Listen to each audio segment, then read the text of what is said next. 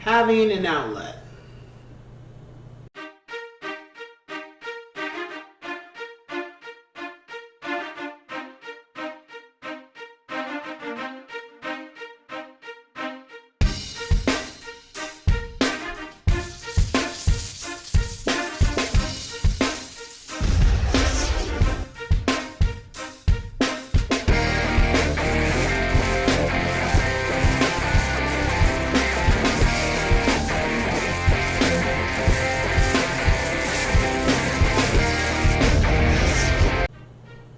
What's going on, ladies and gents at Cyberland? Coming back to you with another educational video as a realtor. And today I'm going to be talking about having an outlet. Now, in any profession we're in, whether it's being a musician, whether it's being a contractor, whether it's being a driver, whether it's being a doctor, a realtor, a nurse, a lawyer, I mean anything, landscaper, what mechanic, you gotta have an outlet. You gotta have something that literally shuts your brain down from what you're doing, from the normal routine, whether that's, and I don't mean everyday outlet, I mean like, well, maybe an everyday outlet, just something that makes you completely decompress from what you're doing. Now, that can be exercising, lifting weights, reading, bike riding, dancing. It's like, I don't know what I want to say with that.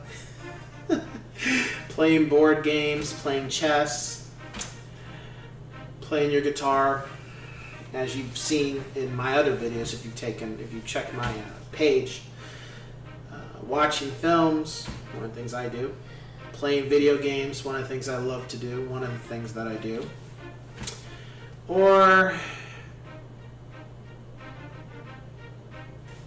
nature walking or hiking, just something that gets you out of the environment of like me wearing a suit or wearing these certain clothes that when you're in your profession. Now, the reason why you want to do this is because it's kind of like a thing. What I've learned is that it's kind of like you have a glass, right? And your glass is only supposed to be it can only take so much of doing a certain thing. And as you keep doing your profession, for example, and not having a break, you're just filling it up to where it eventually starts to spill out to where you don't have any energy left for the profession. And as I've been told by my mentor and other agents, take a break. You don't want to burn yourself out, because once that happens, then all of a sudden you don't want to do the profession. You don't want to do, or you're not if you're not wanting to do it, you're not excelling at your craft. So they always say, take a break, take some time, take a day off, take 2 days off, a couple days off, to where you're regenerating your energy and doing something that's not in your profession. So when you come back, you're refreshed, you're good to go. And that goes along with anything. I think too, with some people, not all, because a lot of people do have outlets, is that some people don't have outlets, or they feel some type of way about having an outlet. A positive one too, because I'm going to get to the negative one. And they just drown themselves in their profession. They don't have anything else. They don't know how to do anything else. And that's not good, because again, you start to immerse yourself so much where you can't turn it off, and that's all you do from sun up until sundown. From the only time you're not doing your profession is when you're sleeping. Otherwise, that's all you do. And how do you know you're getting better with your craft if you're in it the whole time? If you're literally doing your craft, if I'm literally a realtor from Sunday until Saturday, every day, how do I know I'm improving? Where's that time to reflect? What, during the day of the profession? Or should it be those days where, like my content, I know that from where I started with my videos, they've improved to some extent. Can they be better? Yeah. I'm continuing to find different ways to make them better. I've taken advice from a couple friends of how I can improve them. Some things I can do, some things are out of my control because of what my content entails. However, I have taken the feedback, along with the negative feedback too, because you gotta take the good with the bad. You can't just be like, well, I only want to listen when it's good. Like, if people have something to say that's negative, okay, take it in. You don't have to go with it, but at least respect their opinion, because everybody's got one. But if I was just making these content videos every single day, which I'm not, then how do I know when I'm improving if I don't have time, if I'm not able to take time and look at what I've already created? Watch the videos, watch my mannerisms. And again, I can continue to improve. Watch my editing, watch how my lighting is. How do I know unless I take that time to look at what I'm doing? Same thing would be as, I'm out talking to clients. How am I improving my dialogue? Am I looking over any scripts? Am I talking with my mentor and discussing things? Those are all things to consider.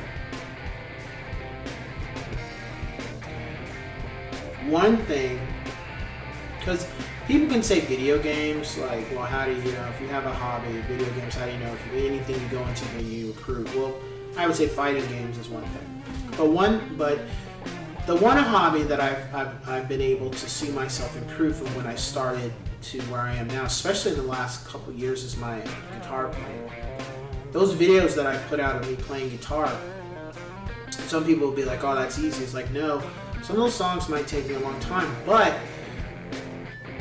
as I continue to make content videos of me playing guitar, I'm noticing and I'm feeling it too, that my playing is continuing to improve, just slightly. Not necessarily because of the song, it's more so how I'm playing the song, how I'm playing the notes, how I'm able to get through the songs with little to no error. Because there have been some videos where I have had to record that guitar playing probably like 30 times, because in my mind I felt something was wrong, but in actuality, nothing was once I saw the actual content. But how would I know that unless I've taken a break? Even when I practice, taking a break and looking at my stuff. It's the same thing. And that also would be for when you're lifting weights, when you're exercising. How do you know you're improving unless you take those breaks, and when you come back to it, you start to see how your body's reacting. And I mean the point is, you gotta have those type of things that can get your mind off of your work. Whether it's, playing with your kids or doing something with your wife. But it has to be something that's completely not related to your job, your profession. The place where you go you do about 5 to 6 times a week, depending on what your profession is.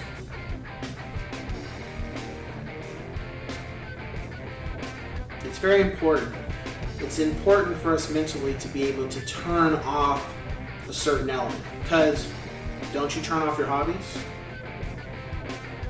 We don't do our hobbies all day, every day, right? Whether that's bike riding or exercising. There is that one day where you say, I'm not reading today. Or I'm not hiking today. Or I'm not playing the guitar today. Everybody has something where it's a hobby where you turn it off. Well, the same thing you do with your hobbies, apply that to your profession too. Have a day where you snip, turn it off. Take some time to recharge. Get your house in order, your mental house in order for coming back to the profession. Take some time to reflect on what you did for the week. Take some time to look at, could you have improved? How can you improve?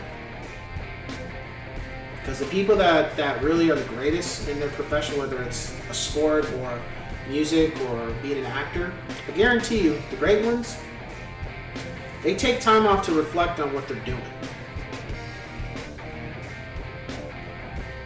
Now, what I was going to mention is the negative outlets. Now, what you don't want your negative outlets to be is eating, drinking, drugs, something that's destructive to your body, mentally, physically, or spiritually. That's what you don't want to do. Now, that can all be interpreted in different opinion, but think about it. Too much of anything can be a bad thing, and anything you're doing too much of, when you gotta look at it, is it affecting those three avenues? Is it affecting those three avenues in a positive way or a negative way? You gotta keep mind of that too. Because if you think reading every day is great, but what's the content you're reading? Be like, oh, I got my hobby playing video games. Well, okay, that's great, but are you playing the video game and enjoying it, or are you playing the video game and getting into it, arguing with people online because they feel some type of way about you and your gameplay, or vice versa? Is that a good outlet? Or your guitar? Me. Playing songs, but can't play them. Why? Because I'm not taking the time to reflect on how I'm playing. Maybe I need to slow down because I'm not getting the lick. Instead, I keep trying to play the lick, and then I get frustrated, and I'm cussing, and I'm just upset because I'm not taking the time to reflect on what I'm doing.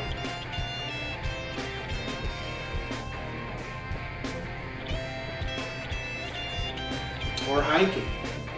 Anything where you're just doing too much of it, but you're not getting some type of, you're doing that. And people say, well, how can hiking be a bad thing? Well,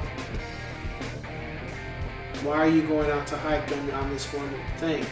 Is it to get exercise, get outlet, or is it because you're trying to talk to that lady over there, that guy over there, and you happen to be married, or you happen to be in a relationship? See, there's ways you can like go and go about it.